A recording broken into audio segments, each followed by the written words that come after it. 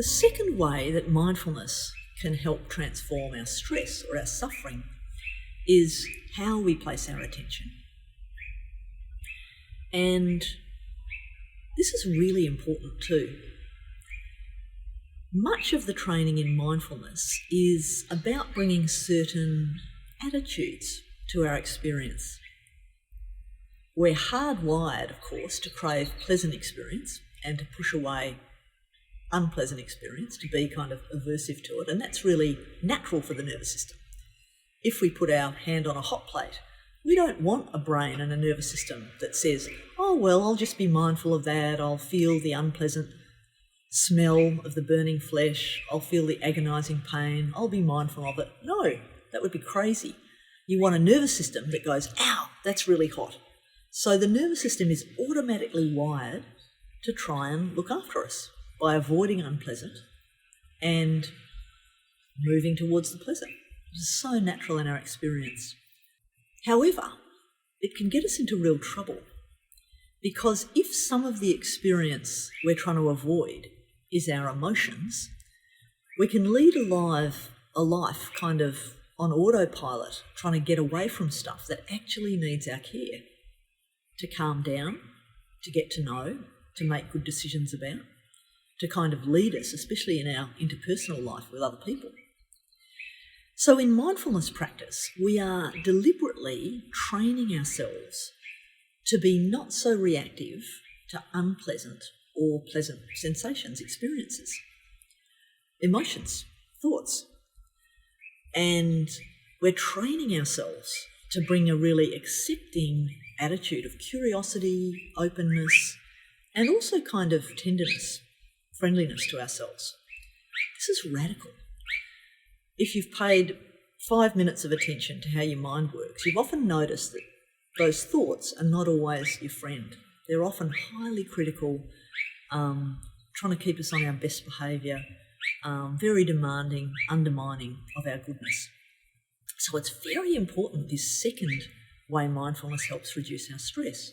We're literally training ourselves, firstly, to be less reactive to pleasant and unpleasant, and to also get curious, to open up, to inquire into even unpleasant things.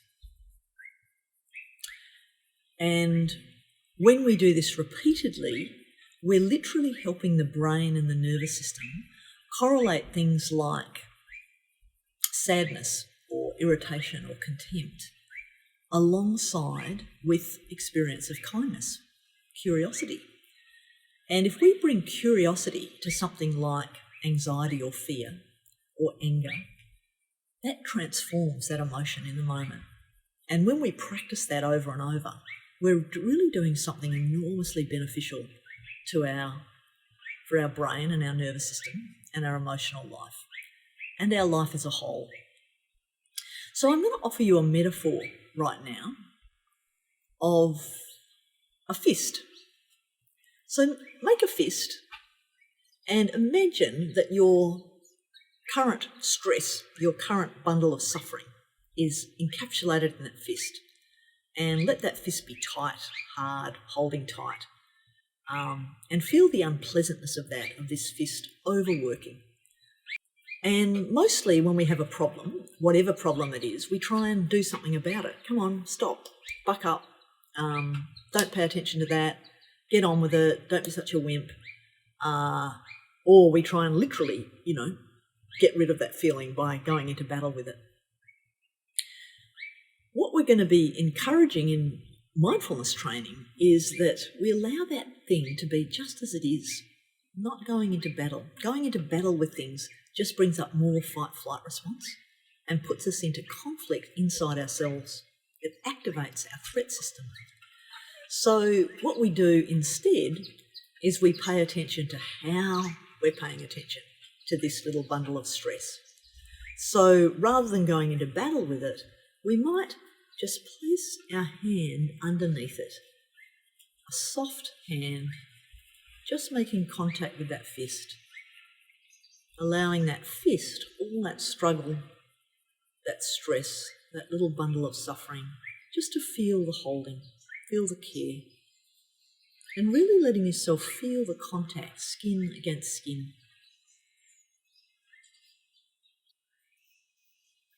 Offering curiosity. Letting this bundle of stress know that it's welcome here, that you're here to look after it.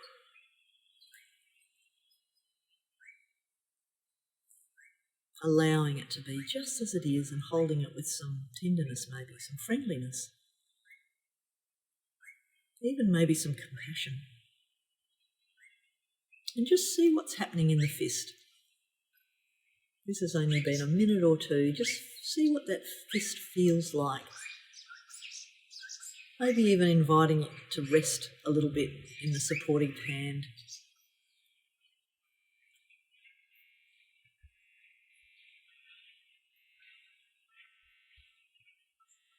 And noticing how your whole body feels.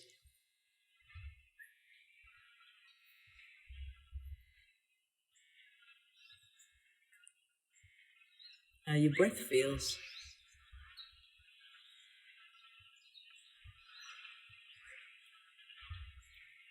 And letting the hand drop a little bit lower, feeling supported on your lap.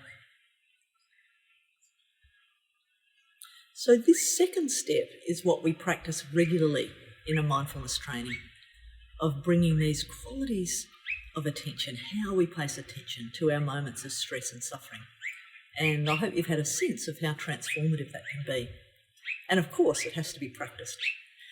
So in that sense, it doesn't really matter if during your mindfulness meditation practice you have unpleasant things arriving in your mind and body, because you can over and over practice this, how you're going to pay attention to your anxiety, your pain, your loneliness, your sadness, your anger.